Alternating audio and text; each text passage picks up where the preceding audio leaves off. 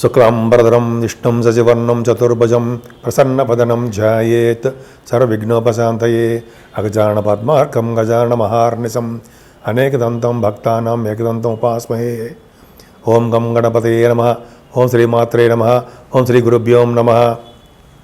మా ఆది ఆశ్రయం చూస్తున్నటువంటి మీ అందరికీ, అలాగే ఫారిన్ కంట్రీస్లో ఉండి నన్ను నా వీడియోలను చూస్తూ ప్రోత్సహిస్తున్నటువంటి మీ అందరికీ కూడా పేరు పేరున నా హృదయపూర్వక నమస్కారాలు. ఇప్పుడు మనం 23వ తారీఖు ఫిబ్రవరి నుంచి 28వ తారీఖు ఫిబ్రవరి వరకు కూడా ఈ వారం రోజులు ఎలా ఉండబోతుంది? అద్భుతంగా ఉండబోతుందండి. మీ శుక్రుడు బ్రహ్మాండంగా ఉన్నాడు కదా. సో చెప్పుకుందాము.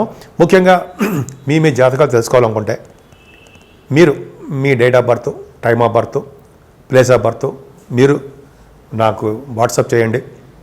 అంతేకాకుండా మనం ఆది ఆస్ట్రాలజీ తరపున మేము ముహూర్తాలు కూడా పెడతా ఉండే, మ్యారేజ్ ముహూర్తాలు, మ్యాచ్ మేకింగ్ అంటాం కదా, వధూవరుల యొక్క జాతకాల పరిశీలన, అంతేకాకుండా మనం ఒడుగు ముహూర్తాలని ఉంటాయి కదా, ఈ సంవత్సరంలో ఉన్నాయి.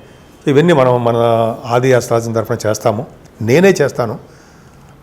మీకు కావాలనుకుంటే మా ఆది ఆస్ట్రాలజీని కింద నంబర్ స్క్రోల్ అవుతుంది, వాటి నంబర్ని సందర్శిస్తే తప్పకుండా నేను చెప్తాను. సరేనండి. ముందు ఇప్పుడు మనం ధనురాశి వారికి ఈ వారం చక్కగా ఉందండి. ఎక్కువగా మీరు ప్రయాణాలు చేసే అవకాశాలు వస్తాయి. మీ రాశిలోనే చంద్రుడు ఉన్నాడు కాబట్టి, పైగా కుజుడు ఉన్నాడు కాబట్టి, కుజ దృష్టి ఉంది కాబట్టి ఎప్పుడు కూడా సంతోషంగా, డైనమిక్గా, స్పీడ్గా ఎదుటి వాళ్ళకి సలహాలు ఇస్తూ, మీరు ప్రయాణాలు చేస్తూ, మీతో పాటు ఉన్న వాళ్ళకి ప్రయాణం చేస్తూ ఉంటారు. ఎందుకు? చంద్రుడే మీ రాశిలో ఉండడం వల్ల, అష్టమాధిపతి అవ్వడం వల్ల, కుజుడి యొక్క దృష్టి ఉండడం వల్ల మీకు ప్రయాణాలు చేస్తారు. ధనం విషయంలో సకాలంలో మీకు ఉంటాయి తప్ప ఏ మాత్రం ఇబ్బంది పడాల్సిన అవసరం లేదు. ధనం విషయంలో అసలు సంశయాత్మకమే లేదు.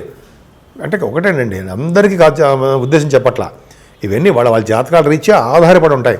బంధువుల్లో బాగా డెవలప్మెంట్స్ ఉండడము, ప్రేమగా ఉండడము, బంధువుల్లో మీకు బాగా ఇష్టం ఉండడము, మీరంటే ఇష్టపడ్డము, అంతేకాకుండా సంగీతము, సాహిత్య రంగంలో ఉన్న వాళ్ళకి విశేష ప్రతిభ, అలాగే పాటలు పాడడము, బంగారు ఆభరణాలు, వాహనము, ద్వితీయ భావంలో బ్రహ్మాండంగా ఉంటే అందరూ అదర కొడతారు కదండి.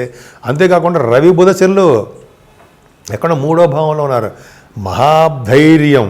రవి శనులే శని ఒక్కడు ఉంటేనే 3వ భావంలో అదృష్టం.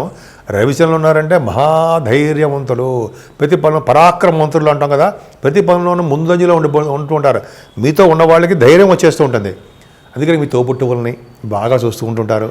వాళ్ళ ద్వారా ధన సంపాదన, వాళ్ళ ద్వారా కాదు వాళ్ళకి ధనం ఇవ్వడము, లేకపోతే సపోర్ట్ ఉండడము, మీరు వాళ్ళకి ధైర్యం నీరుపోస్తూ ఉండడము.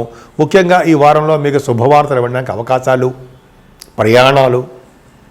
ప్రయాణాల్లో మీ తోబుట్టువులు కలవడాలు, వార్తా సేకరణ చాలా అద్భుతంగా ఉందండి. మంచి యోగం ఉంది.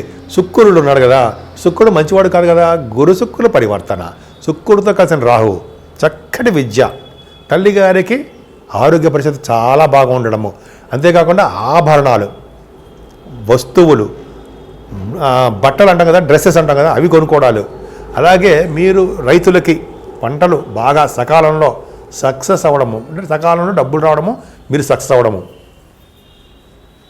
ఇవన్నీ ఉంటాయి మీకు. సో ఈ విధంగా రాహు ప్రభావం ఉండడం వల్ల దూర ప్రాంత ప్రయాణాలు, ఫారిన్ కంట్రీస్ వెళ్ళాలి జరుగుతాయి.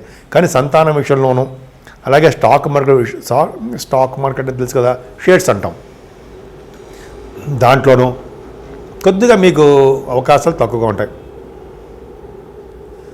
పంచమ భావాన్ని శని చూడడం వల్ల, అలాగే పంచమాధిపతి కూడా బాగుండడం వల్ల స్టాక్ మార్కెట్లో ఉన్న వాళ్ళకి కొద్దిగా అవకాశాలు తక్కువ, లాసులు రావడాలు ఎక్కువ. ఏదేమైనా మీ రాశివారికి గురుడు ఆరోభావం ఉండడం వల్ల శత్రు భయం లేకుండా, రుణ భయం లేకుండా ఆరోగ్యంగా ఉండేటి చేయడము, సంపదలు కలిగేటి చేయడము, పూర్వీకుల ఆస్తిపాస్తులు రావడము, సడన్ గెయిన్స్ రావడము, ఇవన్నీ మీకు రాబోతున్నాయి. సప్తమ స్థానంలో కుజుడికి చంద్రుడి దృష్టి ఉంటాయి. అంటే గజకేసరి యోగం కాదు, చంద్రమంగళ యోగం అని చెప్తుంటాం. ఈ యోగం ఉన్న వాళ్ళకి ధనము బాగా ఉండడము, ఐశ్వర్యము, అలాగే మంచి సంబంధాలు కుదరడము, వివాద వేడుకలు కలుగుతాయి. ఖచ్చితంగా చాలా బాగుండడానికి అవకాశాలు ఉన్నాయి. ఏదేమైనా శని భాగ్యస్థానం చూడడము, భాగ్యాధిపతి కూడా 3వ భావం ఉండడం వల్ల తరచూ దూర ప్రాంత ప్రయాణాలు చేస్తారు. మోస్ట్ ప్రాబబుల్ అంటే ఎక్కువగా మీరు కాశీ వంటి క్షేత్ర దర్శనాలు, గంగా స్నానాలు, శివుడి యొక్క దర్శనాలు, త్రివేణి సంగమం యొక్క స్నానాలు, ఇవన్నీ రవిశనుల వల్ల కలుగుతాయి కదండి. దృష్టి వలన భాగ్యాధిపతి కదా. సో అంతేకాకుండా 10th హౌస్లో కుజుడు ఉండడం వల్ల, కేతు ఉండడం వల్ల 10th హౌస్కి గురుదృష్టి, కుజదృష్టి ఉండడం వల్ల చక్కగా మీ వ్యాపారాభివృద్ధి బాగా ఉంటుంది. ఉద్యోగంలో భద్రత, రియల్ ఎస్టేట్ రంగంలో ఉన్న వాళ్ళకి మరింత అభివృద్ధికరంగా ఉంటుందండి. అంతేకాకుండా సాఫ్ట్వేర్ రంగ ఉద్యోగస్తులకి చెప్పక్కర్లేదు, మంచి ప్రమోషన్స్ రావడము, వాళ్ళు కష్టపడిన దానికి వాళ్ళకి ఆదాయం రావడము, ఇవన్నీ సమృద్ధిగా ఉంటాయి. అంతేకాకుండా గురుదృష్టి ఉండడం వల్ల ఫైనాన్స్ రంగంలో ఉన్న వాళ్ళకి, బ్యాంకింగ్ రంగంలో ఉన్న వాళ్ళకి మంచి అద్భుతంగా ఉంటుంది. గవర్నమెంట్ ప్రొఫెసర్స్ కానీ గవర్నమెంట్ స్థానంలో, గవర్నమెంట్ దాంట్లో పనిచేసే వాళ్ళు ఉంటారు, గవర్నమెంట్ ప్రొఫెషన్, వాళ్ళకి మంచి అవకాశాలు బాగున్నాయి. ఏదేమైనా మీ రాశి వారికి ఈ వారంలో పూజించవలసిన దేవుడు ఈశ్వరుడు, పరమేశ్వరుడు, శివుడు, మహాదేవుడుని పూజించడం వలన, అభిషేకాలు చేసుకోవడం వలన, కాశీ వంటి క్షేత్ర దర్శనాలు చేసుకోవడం వలన, అంతేకాకుండా ప్రయాగరాజులో చేసే స్నానాల వలన గొప్ప అదృష్టవంతులు మీరు కాగలరు. అంతేకాకుండా అదృష్టం మీకు అవకాశాలు ఎక్కువ ఉంటాయి. మనం అక్కడికి వెళ్ళలేకపోయినా మనం మన ఇంట్లోనే చేసుకుంటూ శివాభిషేకాలు, శివుడి యొక్క మనకు ప్రసాదించే అదృష్టాన్ని మనం పొందుతాం. ఇప్పుడు ఒక చెప్పుకోదగ్గ సూచన ఏంటంటే అండి, 12 రాశుల వారికి ఈ నెల 27వ తారీఖున మహాశివరాత్రి వస్తుంది. మహాశివరాత్రి పూట శివుడికి అభిషేకాలు చేసుకున్న, శివుడికి పూజలు చేసుకున్న, శివుడికి మారేడు దళం సమర్పించిన, 1,00,000 మారేడు దళాలతో పూజ చేస్తారు చాలామంది. ఇలా చేసుకున్న ఒక అద్భుతమైన ఫలితాలు, శివలోక ప్రాప్తి అని అనుకుంటాం జరుగుతుంది కూడా.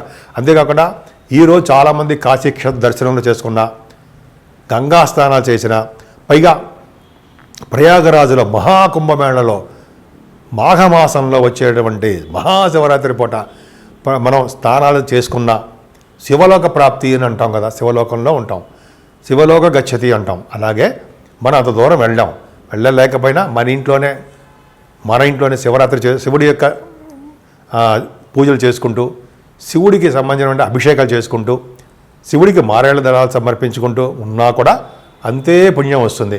మనం వెళ్ళలేకపోయినా గంగానదిని ప్రార్థించిన, ప్రయాగ స్వామిని ప్రార్థించిన, అలాగే శివుడికి సంబంధించిన పూజలు చేసుకున్నా సరే అంతే ఫలితాలు, మంచి శుభ ఫలితాలు 12 రాసుల వాళ్ళకే ఉన్నాయి. కాబట్టి మీరు మన ఇళ్లలోనే మనం శివుడికి అభిషేకాలు చేసుకుందాము. అంత దూరం వెళ్ళి మనం స్నానాలు చేయలేము కాబట్టి, స్నానాలు చేసిన వాళ్ళు అదృష్టవంతులే, చేయలేము కాబట్టి మన ఇళ్లలోనే ఉంటూ శివుడికి పూజలు చేసుకుంటూ, శివుడి యొక్క ఆశీస్సులు పొందుతూ మనం అందరం అంటే 12 రాసుల వాళ్ళు కూడా దినదిన ప్రవర్ధమానం అవుతూ ఆయన యొక్క శివపార్వతుల యొక్క ఆశీస్సులు తీసుకుందాం. స్వస్తి.